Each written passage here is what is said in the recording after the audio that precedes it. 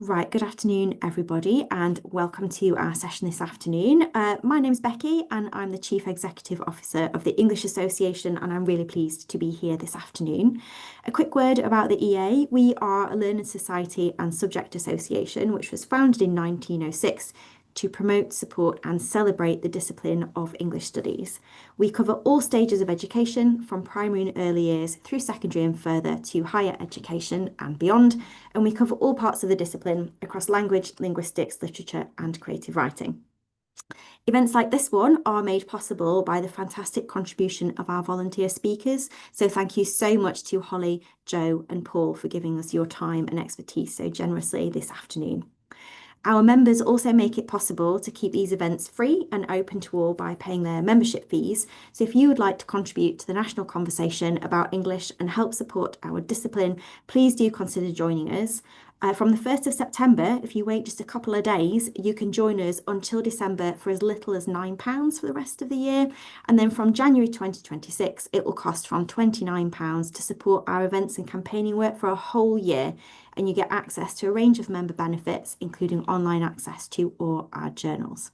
Right, enough from me. It's my pleasure now to hand over to you, Holly. You're in charge. Oh, I don't like that, Becky, but thank you.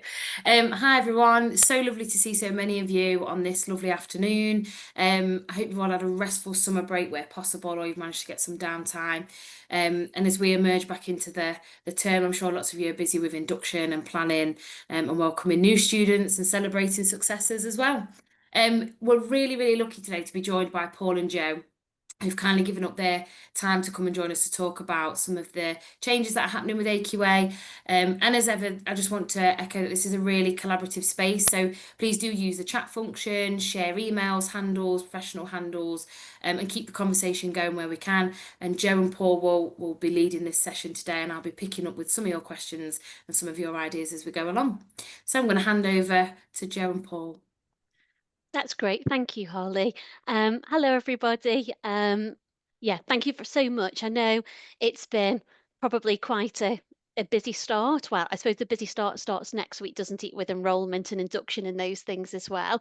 But I remember being an FE and just really trying to think about using this week of trying to get ahead of different things rather than firefighting at the start of term. And I was saying to Holly, Paul, and Becky at the beginning of the call as well, this has been the first year for me where I haven't actually been in my centre celebrating results with students or, supporting students with results and things like that. So it's been a strange old year as well. So yeah, thank you very much for giving up your time. And we do hope that you find today's session really, really useful and beneficial and helping you going forwards as well. Next slide, please, then, Becky. Okay, so I'm just going to introduce you to the AQA English Subject Support Team, if that's okay. So my name's Jo, I'm the subject lead for English Subject Support. I've been working in schools, FE, colleges, a range of different schools in different locations for, gosh, over 20 years. I won't give you the exact figure. And then last September, I made the move to work full time for AQA as well. I've done numerous things with AQA in the past, examining and different things as well, but there was this really exciting opportunity to make a difference rather than just at my schools, but further afield as well. So that's just a bit of background about me.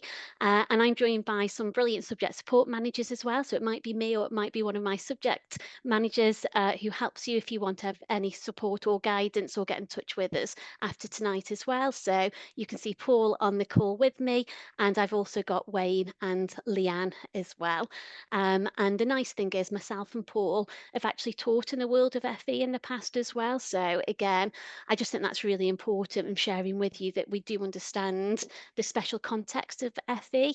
And it was really interesting actually that I was reading on LinkedIn different comments about celebrating at FE. We get so hooked up, don't we, on the grade 4 being the pass. But again, it's celebrating those successes and those movements who are moving from grade 1 to grade 2. It's a huge achievement in FE.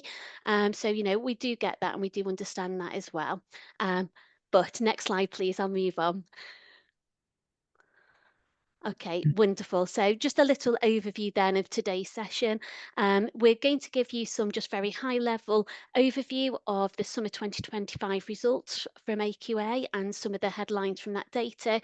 And then what we're going to do is we're going to give you some examiner insights and just go through some areas of success and areas that you might want to think about for areas of development. These are obviously nationally, but I think they're useful hints, tips, suggestions, insights that you might be able to link to your own context as well. And hopefully, as Becky said at the beginning, we can have some interesting sharing of good practice for some of those areas for improvement as well, which will be really useful to go into your colleges with at the end of this call as well. And then we'll share some key news and updates with you as well right at the end. And as Becky said, you do actually have access to this information and this recording afterwards as well. So should you need any of this, so there's no need to write everything down. And some of the information is hyperlinked on here as well for you later. Okay, next slide, please. Okay, so if we go on to the next slide as well, I'm going to share this table with you. Thank you. So on this table, what you'll see is our AQA data. So we're looking at outcomes at grades 7, 4 and 1 by age for summer 2025 for English. And you'll note that the number of early entries continues to fall since the start of the specification. And you can also see the difference in outcomes between 16-year-olds only, and then the data with all candidates as well. And then there's some interesting data there for the 17-year-olds in the resit category as well. The first column of data there is obviously the number of entries of candidates who sat at that age group or AQA English qualification for language as well. Okay, next slide, please. I thought this might be quite useful for you as well. Here you can see a comparison of our GCSE English Language grade boundaries for the last 3 years. If you look at the first table on the slide to begin with, the plus and minus column, that compares our summer 25 grade boundaries to the summer 2024. I thought that would be the most useful for you in terms of a point of comparison. But if you have a look at the emboldened 2025 column, you'll see that grades 1 to 5 are the same grade boundaries as from summer 2024, whereas grades 6 to 9 are actually below the 2024 grade boundaries at that level as well.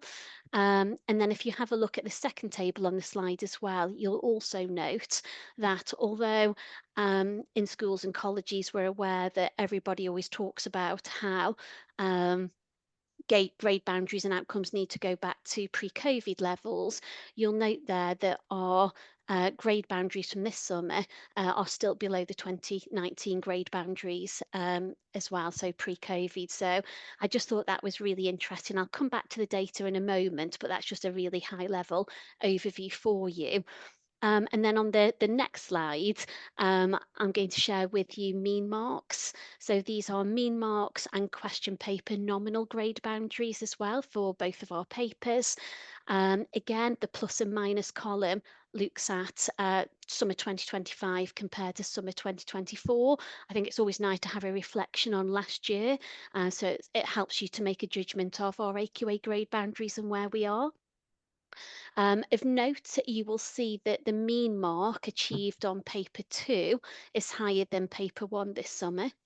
And also that's reflected then if you have a look at the emboldened columns on the first table. It's also reflected in the nominal grade boundaries across both papers if you have a look at grades 7 and 4 on that table as well.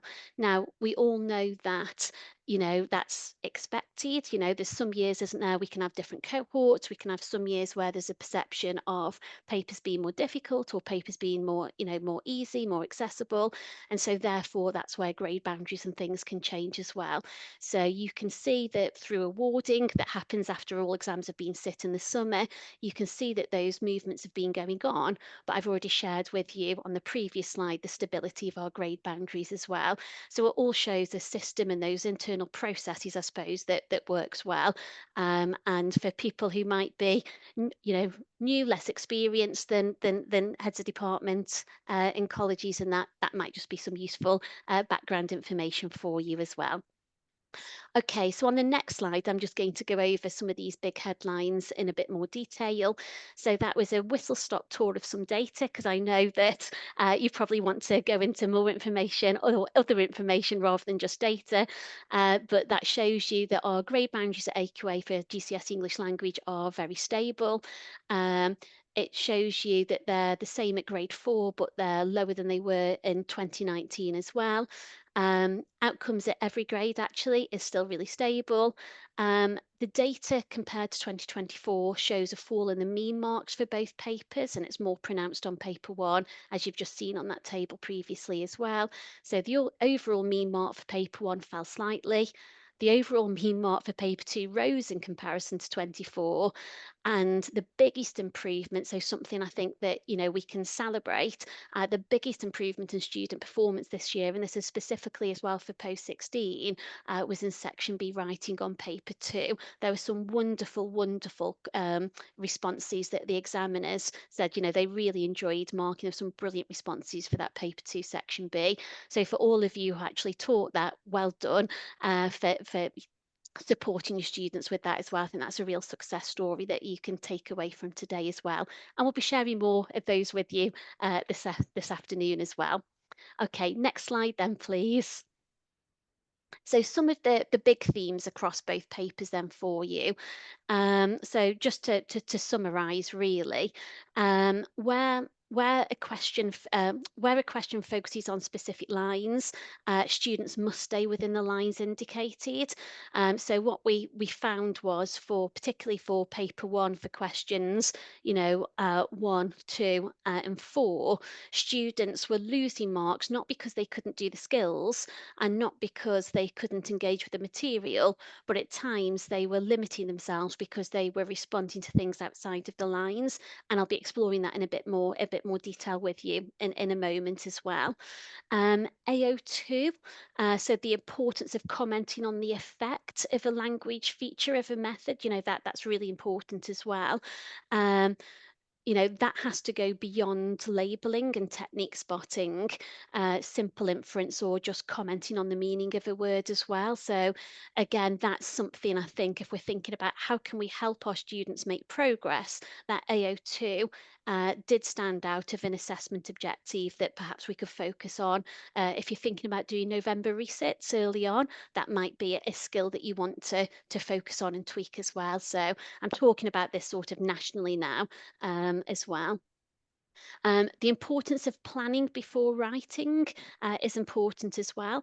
The success that we saw for paper 2, I think, was because you could actually tell that students had actually been planning before they before writing themselves into their article, and it did make a real difference. So again, whatever you're saying, it's coming through. Just make sure that you keep on repeating and beating that drum.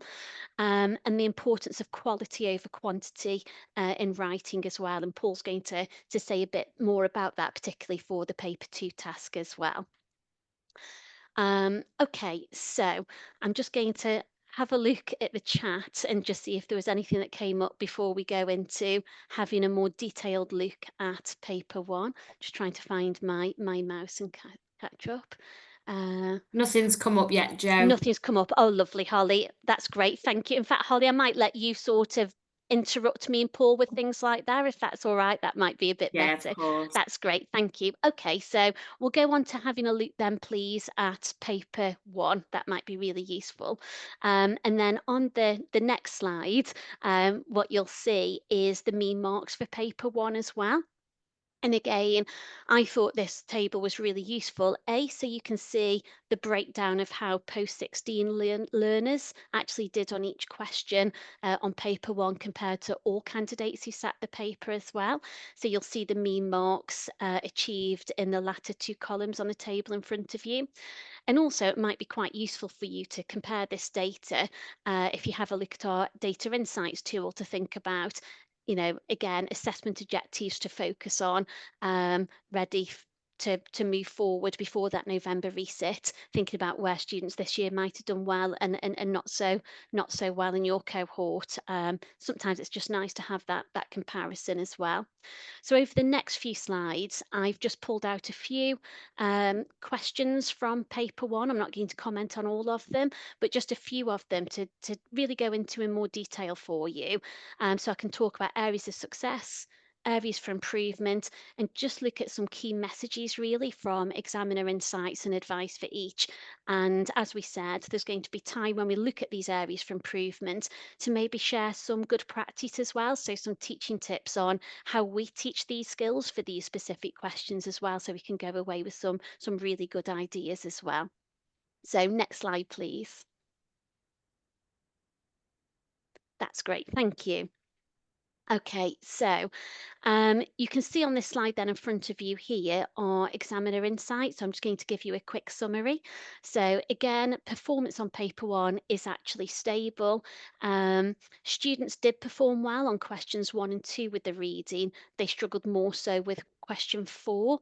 But as I've said, for all of those questions 1, 2 and 4, what we found was where students struggled with them at times, it was because they were writing or they were choosing to write about content outside of the given lines as well. So that's a message to try to send home again students this year. Another great success, I feel, I talked about paper 2 section B, but for paper 1 question 3, what we were really sort of pleased about in my team was paper 1 question 3. And it showed, you know, there's still room for improvement, I know, but the responses to paper 1 question 3 show that there's been increased confidence writing about the effects of structure this year. So although the mean mark across reading was around, you know, the same, there were improvements in some questions and a weaker performance in other. But again, paper 1 question 3 is something to flag as a real success now. Students seem to be aware now of what structural features are and to being able to comment on things like foreshadowing. Although some students still comment on language features that we don't want them to do, there was a lot more focusing on structure and what that meant as well. And also, although some students just try to almost retell plot what happens in the beginning, middle, and end for paper 1 question 3, what was really interesting is they again were trying to explore the effect, so that unpacking of why that structural thing is happening now, and trying to make some links as well. So we did see some real improvements actually for paper 1 question 3.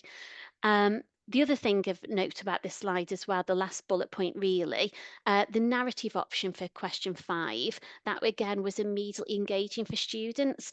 There was a real sense of horror coming through some of their responses about there might be an event where technology stopped. So there was a lot about, what happened if mobile phones didn't work anymore and that stopped and things like that. But I'll talk about paper 1 question 5 in a moment as I do a question by question breakdown. So next slide, please.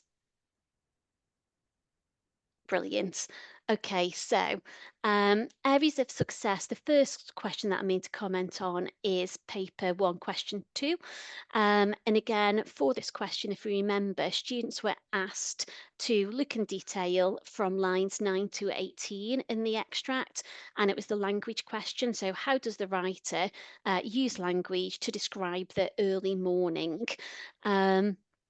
So again, there was an increase in the performance on this question shown by the higher mean mark. So that's something to celebrate as a success. Again, what we noted was that students tended to be better this time at selecting good language examples. And good answers explored several layers of meaning as well. So those are the main things to take away. So when you've got a big long quotation, don't use overlong quotations. Get them to search on a key word, a key piece of language that they can write something about, and then get them to unpack it. It's that idea about write a lot about a little, isn't it? Go into that depth, into that detail as well.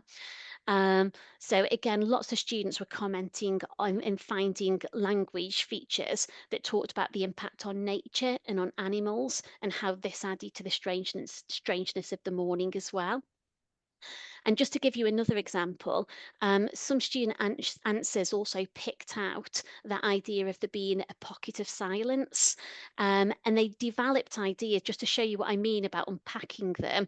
They developed ideas about a pocket suggesting, something hidden away, so dark secrets hidden away, or how a pocket is self-contained and sealed off, and then made links that, that's what happened to Midwich. So just like a pocket is sealed off from the rest of the garment, that's what happened to Midwich. It felt like it was sealed off from the rest of the world because of what was going on there as well. So again, it was just writing a lot about a little. So that was areas of success. Just some advice for paper 1, question 2 as well. Feature spotting, where students do that, it is problematic because it doesn't really serve a purpose.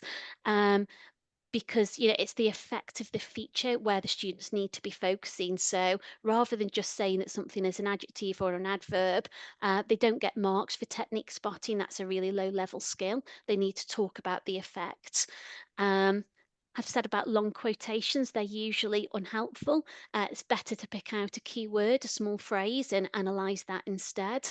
And again, as I gave you with the pocket of silence, features such as similes and metaphors do need to be unpacked as well. And where that was done, it was brilliant. So again, less is more, less examples, more detail. That's the key really for question 2. Next slide, please. Wonderful. Okay, so for paper 1, question 4, the mean mark showed us that this was really an area for improvement as well. And for this question, students were asked to focus on the second part of the source, so from lines 19 to the end. And just as a quick reminder, the question was, as students said, it's hard to understand what has happened to all the vehicles and people that approached Midwich. The writer makes it clear that this is a very mysterious situation. To what extent do you agree? So again, what we found with this is obviously it's an evaluate question. It's AO4, so it's about evaluating the text critically. Some students did write at length about how the events were mysterious. But some students who did that, they didn't actually reference specific details from the text. So at times they were saying this is mysterious. It makes the reader want to read on. So they were coming out with generalized comments like that, rather than trying to unpick something and then giving an example and then saying why that example made them agree or disagree with the statement, if that makes sense as well. So why does that example make it seem mysterious? So it's again about encouraging students to be confident at selecting details. And again, it's that idea, isn't it? The joy about English is it's black and white. So it's about finding an example that they feel comfortable with and that they can think about an effect with as well. I like those grey areas about English where, it's not like maths, is it, where 1 + 1 is 2. We can have our own subjective opinions as well. So again, trying to help generate and boost that confidence to write about their own ideas is really important for this evaluation, because that's what they're being judged on. They're being judged on their judgment of the statement and what they think. So we need to see their thoughts, and it needs to be linked to the text rather than just mystery, randomly. Also, something else that we saw as well is students were repeatedly referring to the statement, but they weren't adding reasons why they agreed or disagreed as well. So again, it's just those that thinking about maybe a methods-based approach, and we can maybe share some good teaching tips about how we teach this one in a moment. But yeah, so thinking about how do we get students to do that? How do we make sure when they've got a point that they actually then engage with, they use the statement, but then they engage with how do they talk about if they agree or disagree? What steps do they do? What do we teach, our FE learners about that, really, about how to do that? more successful answers were able to explore the fact that even those attempting to reconnect midwich were silenced along with the phones as well. So, that was quite interesting. So, where students were able to pick out ideas that ran throughout, and they were showing these threads, and they were making links between things, that was really, really important, and it enabled them to write with confidence and give their judgments as well. So they were almost looking for patterns and things like that for this question. So a bit of advice. Firstly, explain to students it's really important that they focus on the line section that is stated, because if they don't, then it does create a rubric infringement, that's stated in the mark scheme as well. And if a student did feel that they found a detail outside of the given lines that they thought was really important because they wanted to show a link or a sense of foreshadowing and how something had grown, that's absolutely fine because they're making a link. But they need to make the link to, why this outside of the lines then links to this idea inside of the given lines as well. So they have to do that to gain above level 2, basically. And if they don't and they're outside of the lines, then, that they are limited into what they can gain. I just wanted to give some more examples as well. So what I mean about this idea about if you found a detail that you want to talk about and it's outside the lines, but then making a connection. There's some really good examples where students had done this. So, for example, the beginning of the extract mentions that the telephones remain dead. And then that mysterious isolation has then developed even further with the post office telephone van pausing at the telephone box to discover that Midwich remained cut off. And then finally, that van succumbs to the same fate as the mysterious pile of vehicles that then block the road. So that example takes a detail from earlier in the passage, from outside of the lines, but then it links it to details within the given lines, and it's tracing a thread. It's going into detail. So that's a good example, perhaps, of how to do that as well. Holly, do I need to pass over to you? Should we see if anybody has got some good tips for how to teach paper 1 question 4? Yeah, I've just been asking in the chat around what's people's favourite skills to teach originally, and then just moving on to talk about evaluation. There's a couple of other comments in the chat that maybe it's more for yourselves to look at and review. Yeah, So I'm just going back. There was a comment from Abby Gail Mundy who was just saying she notices every year that students still struggle with evaluation. They can reflect on their work well, but as soon as the word evaluation comes, they seem to wobble. yeah, I think that's a similar shared resonating experience that we can all agree with. yeah. Charlotte says, evaluation, break down the statement. There's usually 2 parts. Find the evidence, zoom in on the methods, and link it all together. Brilliant. And I have also taught that way. It's quite nice to get them to highlight the different parts of the text, isn't it? Yeah, As well. Annabelle's a really nice idea. Annabelle Porter Green, sorry if that's not your full name, I can only see a dot dot dot, says, I found that giving them a VOC-based situation that asks them to evaluate first, then introducing this question really helps them to understand the question wants them to do in the context of English. I love that idea.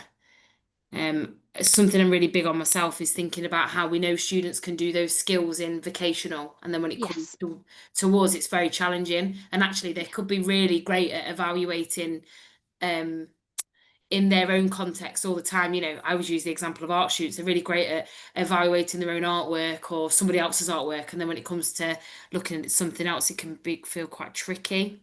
yeah.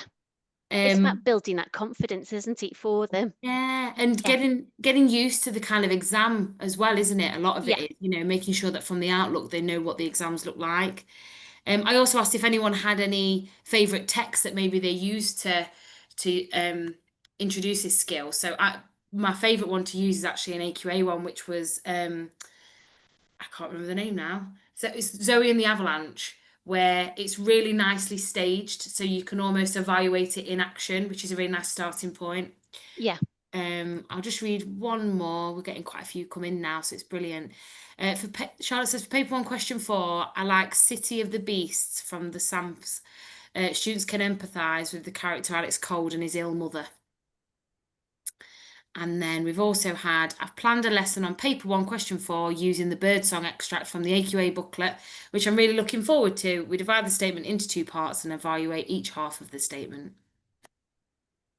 Fantastic. Some really good advice, isn't there, and tips there, and different text ideas and choices as well. It's about, I suppose, knowing who our students are in front of us, getting to know them, which is really tricky at the start of term as well, and then just sort of finding our own ways through them and helping them with the confidence, because the problem is at times they already come, don't they, too, as feeling that they failed in some way because they're resitting and they're not coming to college Mm. to resit their English. So it is about building those relationships, showing them how to do things, building that confidence and those things as well. So yeah, some brilliant suggestions there.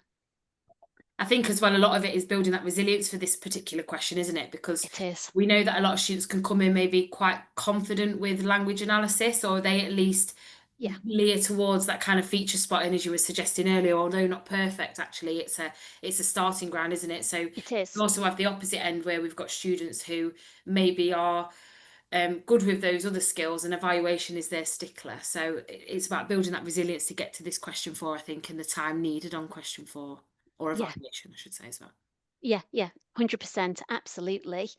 Um, okay, we'll move on then again, if that's okay. So for the next slide, I just wanted to talk about for paper one, section B, the writing sections. I've put areas for improvement, and this is just really because um, there's still some tweaks that I think we can do to really help the students move on again, if that makes sense. Now, if we remember in summer 2024 and in the November resit, the students actually in the November resit did really well in the writing sections as well. So we've already upped things, and there comes a time, doesn't there, when we keep going back to results and we're thinking, okay, we've got to keep improving and things like that. So the writing is improving, things are going up there, but just a few extra tips of things that we could do perhaps really here. So I'll take the descriptive option first. And if you remember, the descriptive option was an image of a town or village scene with a little clock in the middle there as well. So it was write a description of a town or village as suggested by this picture. Um, and the students who introduced an event or a specific time period were able to develop a more detailed style because it was more creative. It was that idea of using the image, using the image of a springboard for their own imagination and to move on and do something else with it. But so where responses stayed entirely within the image, students basically struggled to develop that engagement as well. So, the town in the image could have led to a number of countries, real or imagined, and also to different periods in history. So again, the image is always just a springboard. We know for the 8700 changes from summer 2026 coming, things are still the same for the November reset for this 2025. But we know as long as they match the stem of the question, so write a description of a town or village, that's fine. The image is there because sometimes some students really struggle with a blank page.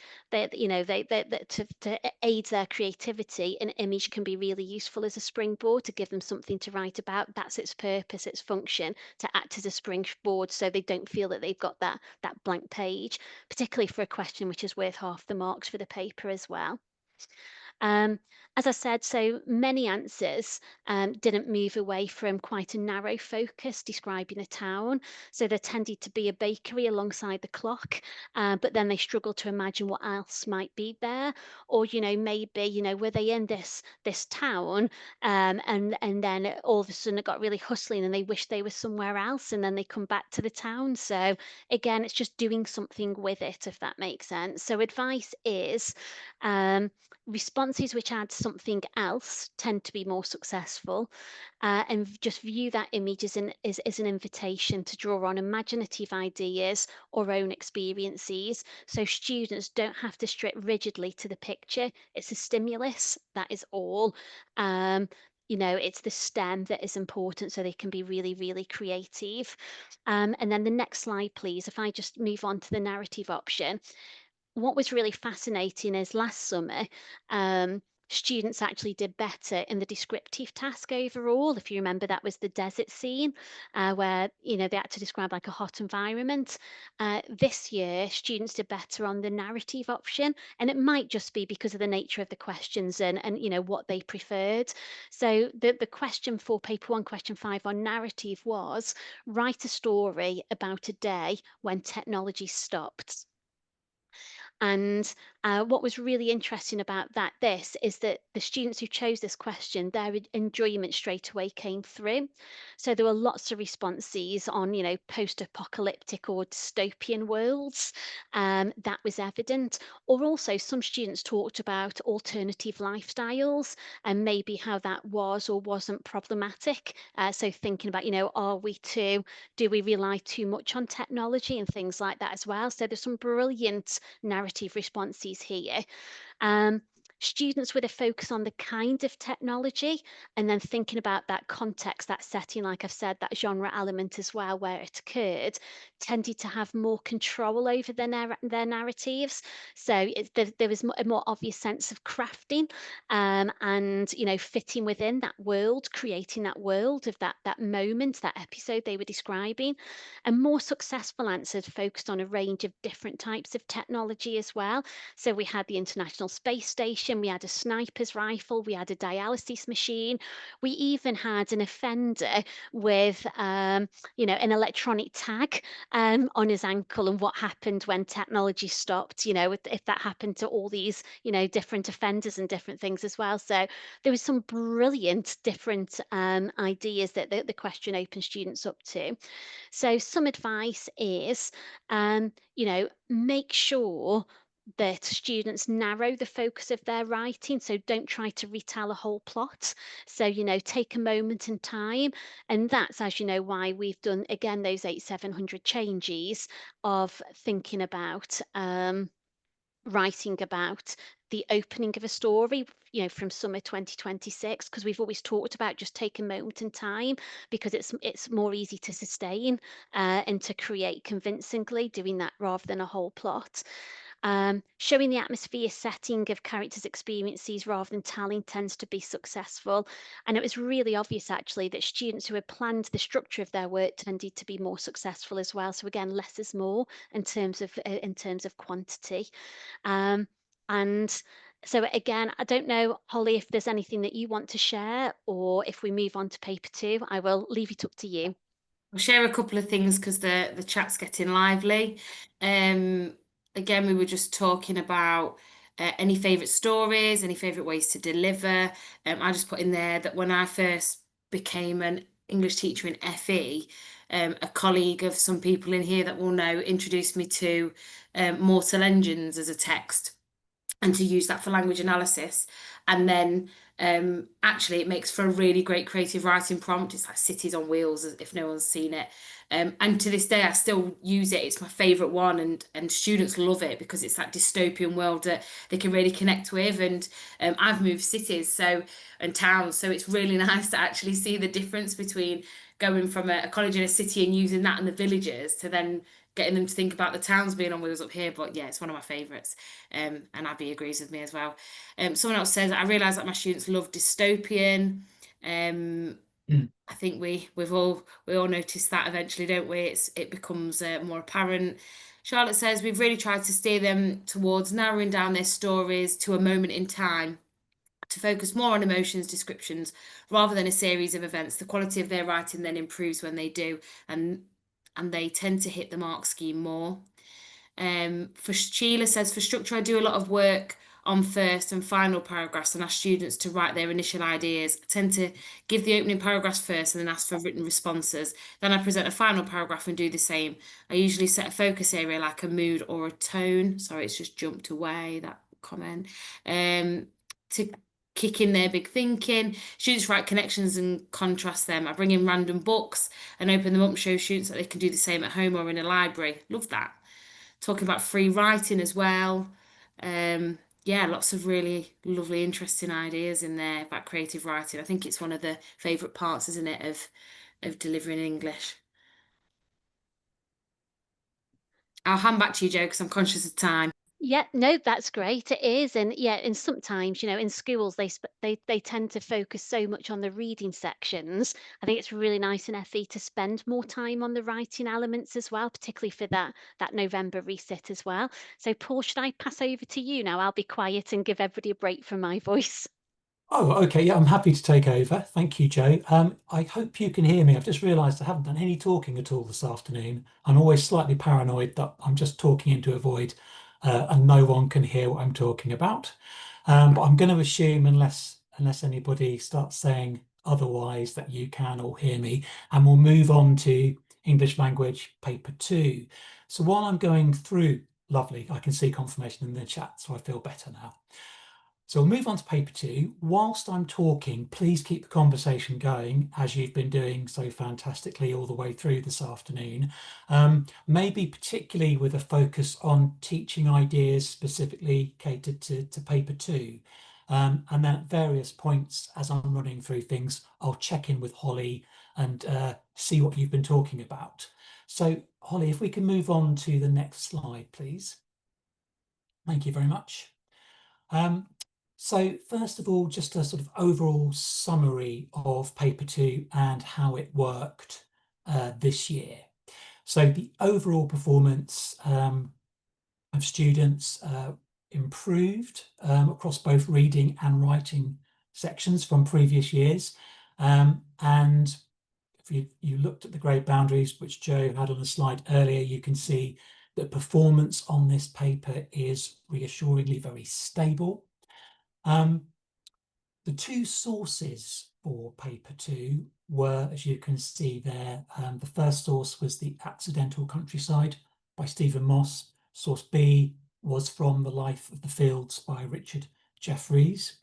So examiners, once the marking period was completed, in their reflections on how well those extracts had served students, noted that they both appeared to be very successful in engaging the students. There was lots of engagement in the responses to the questions, and it was felt by the examiners that those two extracts offered a richness of interpretation for students, which really supported their responses.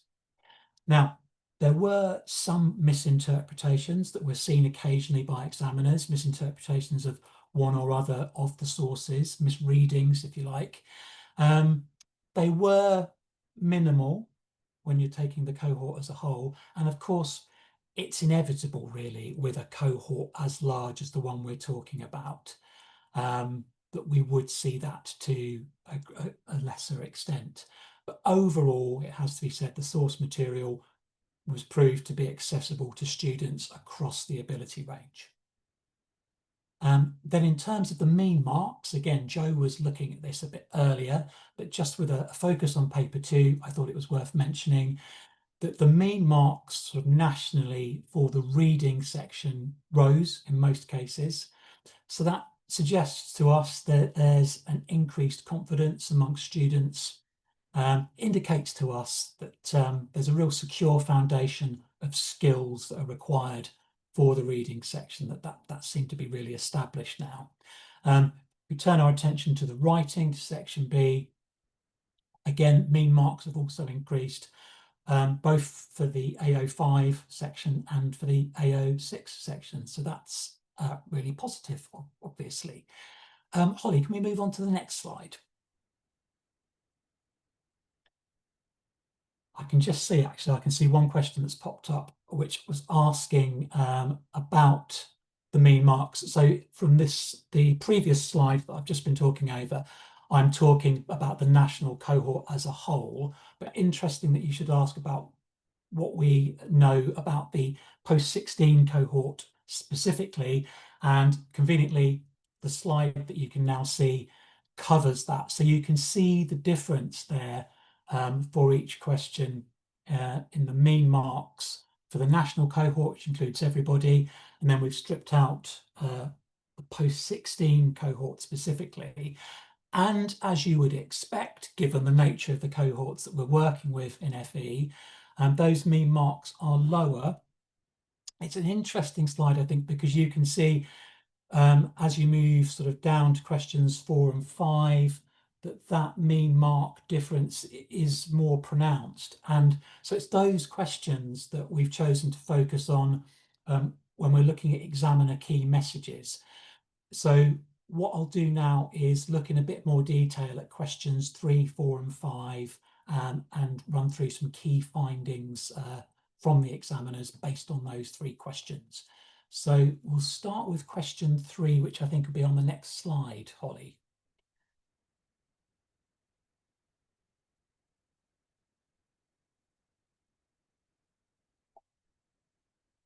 Brilliant, thank you very much. Okay, so let's take a little bit more of a detailed look at question 3. So just as a reminder, the question 3 this year directed students to refer to source A lines 11 to 20 and asks, how does the writer use language to describe the peregrine falcon? So what we saw with this question, that there, again, nationally, there was an increase in the performance of this question. So it was a higher mean mark nationally than previously. This year, students tended to be a little bit better at selecting good language examples to use in their response. Many chose very similar examples. There was lots of focus on the missile, for example. The image of the missile was something that students focused on an awful lot, and it really seemed to open up that whole semantic field of warfare for students to draw on, and lots of them did that really, really successfully. So sort of picking up on missiles, students were then able to take that further and look at words like switchblade, explosive, target, and so on. And the students that were getting into level 3 were able to explain that the word missile suggested something aerodynamic, I suppose, about the falcon, and in some places also able to talk about that sort of the fact that the falcon was a destructive animal or a destructive creature. So they were able to link those 2 ideas together, more successful students, based on the word missile.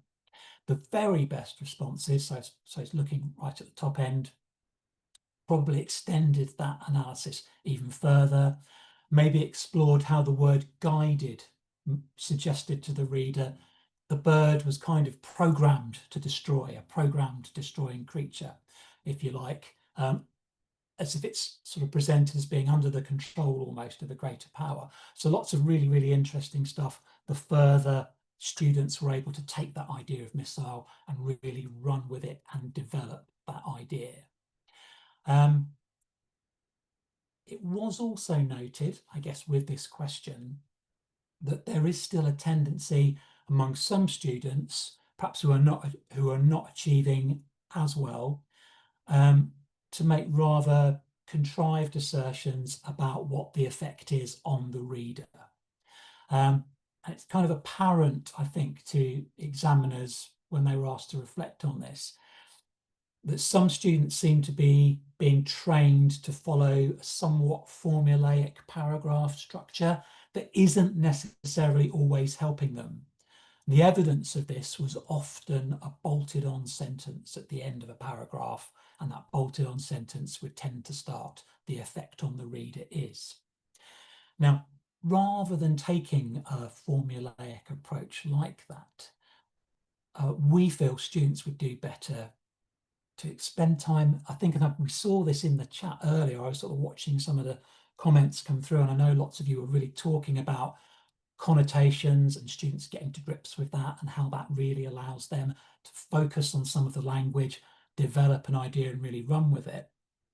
And rather than having a formulaic approach, it would probably serve students better 99 times out of 100 to be exploring the connotations of words. to ask themselves, why might the writer have chosen this word and not another? So that said, overall, there's plenty of evidence, we think, that students have got the required skills for this question. They know the method that's required, they understand methods, but maybe in some cases it's just about taking a bit of greater care and thought in how they apply that to answering the question. Okay, with one eye on the time, let's move on to the next slide, please, Holly. Thank you very much. So the next slide is focus on question 4. This is something that the examiners identified where there's a question with areas for improvement here. So just as a reminder, then it's probably worth just recapping on what the question was. So for this question, students were referring to the whole of source A together with the whole of source B.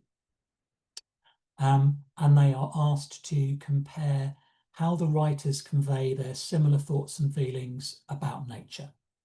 And the bullet point prompts in this answer, they could compare the writer's similar thoughts and feelings about nature. They could compare the methods that are used to convey their thoughts and feelings. And they can support their response with references to both texts. So in terms of the strengths that we saw this year, we saw many students achieving sort of level 3. What they were doing is they were offering what the examiners report terms a like-for-like comparison. So it's a comparison very often that was based on both the writers' admiration for nature's power. Level 3 students were able to comment on the admiration Moss felt for the peregrine falcon, and they could explain how that was shown through the language he uses to describe the bird, often picking out the example of describing the bird as an emperor, for example. So they were able to take that, and then they were able to compare that to the admiration that Jeffreys in the other extract similarly felt for nature's diversity. And often they were doing that using the image of the life-giving brook, was a very popular one to use. And they would use that, students, very effectively to suggest that nature's resources are provided and shared by all. So in order to make these effective like-for-like comparisons, what we saw when we were looking at responses across the range is the students that were able to do these like-to-like comparisons really effectively, often their strategy was to start with a paragraph which gives an overarching comparison between both of the extracts. So for example, a paragraph that makes an overarching comparison about admiration for nature being something that's similar in both extracts. And then once they've set that up, to move on to explain how exactly that is shown in each of the two texts. So that idea of an overarching comparison and then moving into sort of more close analysis of the two extracts really seemed to set students up to succeed on this particular question. When it came to some of the weaker responses, we saw that in general, what typified them was that they tended to lack the clarity of explanation that you're getting in a level 3 response. There are also a significant number of students who didn't include any mention of methods in their response at all. And of course, there are a wide range of methods for students to comment on in the extract. Importantly, methods that go beyond that usual list that students fall back on of language devices. So other things, other methods that were used very successfully that could have been used more would be things like the use of the first person, the use of literary style, the switches in verb tense to create flashbacks, which I think happens in both the texts, the tone of both of the extracts, all of those things sort of beyond just the standard language features, which are obviously important, the whole range, whole world of other things that if students are able to draw from those, really gives a lift to their response and helps them to move through the levels, helps them to move up the mark scheme if they're able to draw on that wider palette, if you like, of methods that are available to the writer. Okay, so in a minute, I'll move on to section B. We're very close to the end of the afternoon, so it won't take too long, but I did promise I would check in with Holly, just maybe for a flavour of anything that's been coming through in the chat. We were just talking about structures, writing structures, and I think it was just having a look, Colette, who was just saying, we were talking about generally about paper 2 and what are people using, saying they've moved away from acronyms, started to look more at what, where, how, and why. Other people agreeing, saying they've really moved away from that kind of acronym approach, using them for questions for 2, 3, and 4, help students to explore more independently, helps them to emphasize their explanations and simplifies it for them. So yeah, lots of positives around that. Fantastic. Yeah, I think that moving away maybe from the acronyms that have underpinned a lot of preparation in the past does feel like a really good idea. And I think we can definitely support that, moving away and taking a different approach, looking at what students produce nationally, where they're able to, where they're not being so formulaic in their response and they're free to really pick up on what grabs their attention, what captures their imagination. That really is what seems to support the stronger responses.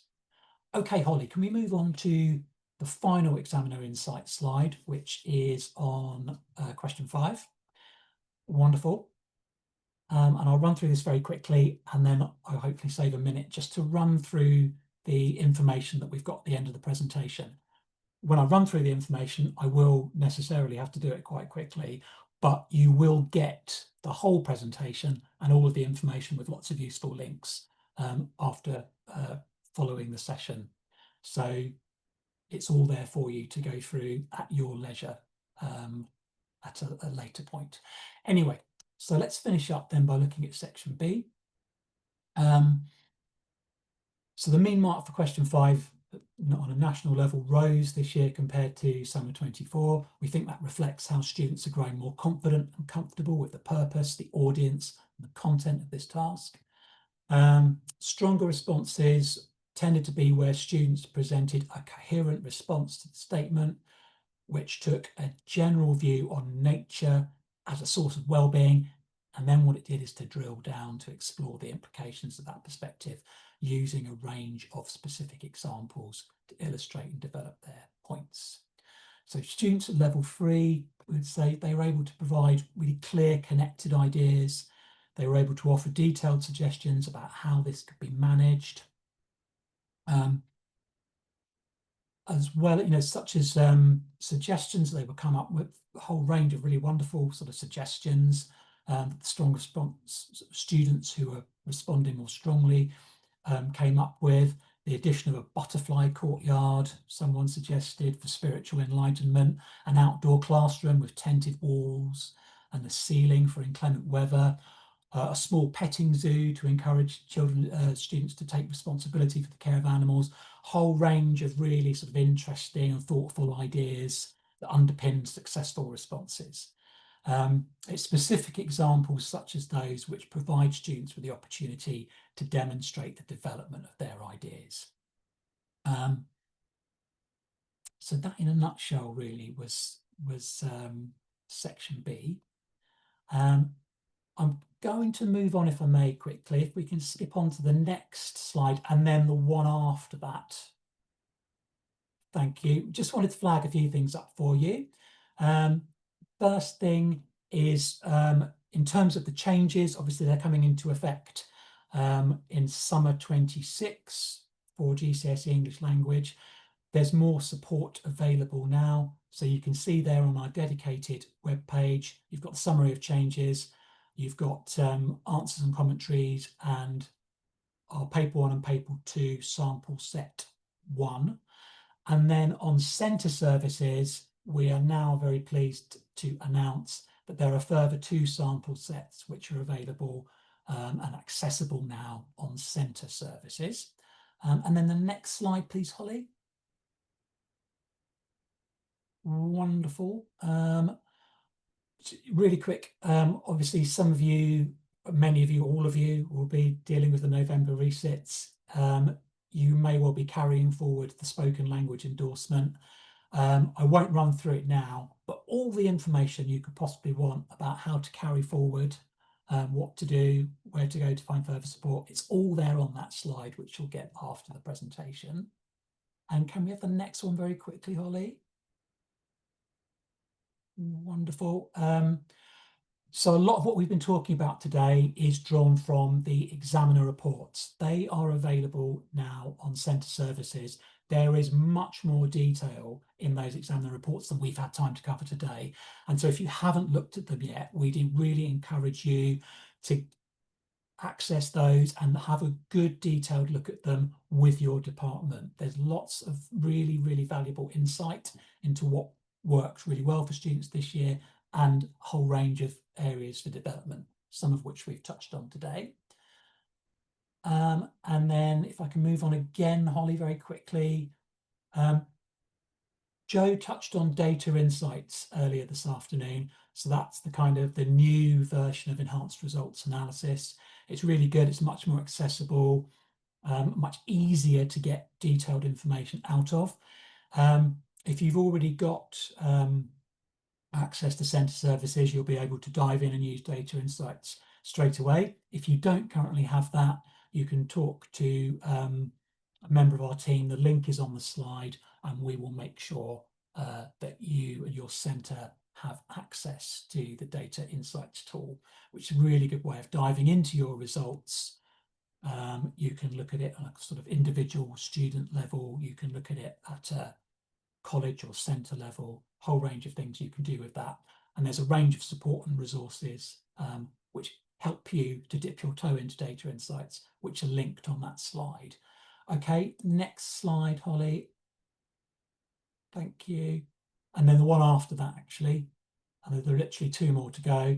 So what we've added at the very end, no real time to go in detail here, but I really encourage you to have a look at what is available in terms of free courses to support you, and lots of stuff that's specifically catered to Post-16 here. So we've got Curriculum Connects, which are coming up relatively early in the autumn term, focusing on exploring summer 2025. We've got a special Curriculum Connect if you're a first series centre on the 18th of September. And then on the other side of the slide, you can see we've got Preparing for 2025 later on in the autumn in November and December. There's a mark scheme guidance course, which is available in November, self-guided e-learning courses on the changes and getting started, whole range of brilliant free to access training and resources on that slide. All the information you need for how to book or get access to those things is there on the slide. And then the very final slide, very sorry for overrunning 3 minutes into your evening. That's just how to contact us. So if you've got any follow-up questions, or if in the future there's anything you need to ask us about the changes or delivery of our specifications or anything else, all of the links and everything are there for you. So I will stop talking now. Thank you very much for your time this afternoon. I'll hand back to Holly and maybe Joe for a final word, but thank you very much from me for listening. Thanks both so much. It was super informative. There's a couple of questions coming in that are maybe AQA specific in the chat. I don't know if you're able to pick them up or if you can. I just had a quick question actually about the wonderful courses that you've got. Can anybody sign up to those courses, or do you have to be have an AQA login? You need an AQA login. So That's okay. I thought that might come from a couple of people, or if they're Right, new to okay. AQA, it might be that they're waiting for a login. So that's fine. Thank you ever so much for your time, both Joe and Paul and Becky, for doing the wizardry work in the background, and everyone who's been taking part. There's been some fabulous ideas that have been jumping around, as well as some really resonating ideas. And I think, Joe started off by saying that this is the real kind of golden nuggets that we pull out from these sessions, where people understand like for like similarities, whatever you want to call it, the challenges as well as the successes that we deal with every day. That's it from me. I don't know if Becky, if you've got any final words. Just a final word of thanks to you, Holly for pulling this together, to Joe and Paul for all your advice and help and detail, and for everyone who has joined us this evening. And I will send around the recording and the slides in the morning. Thank you very much. Bye, everyone. Thanks, everyone. Bye. Bye, thank you.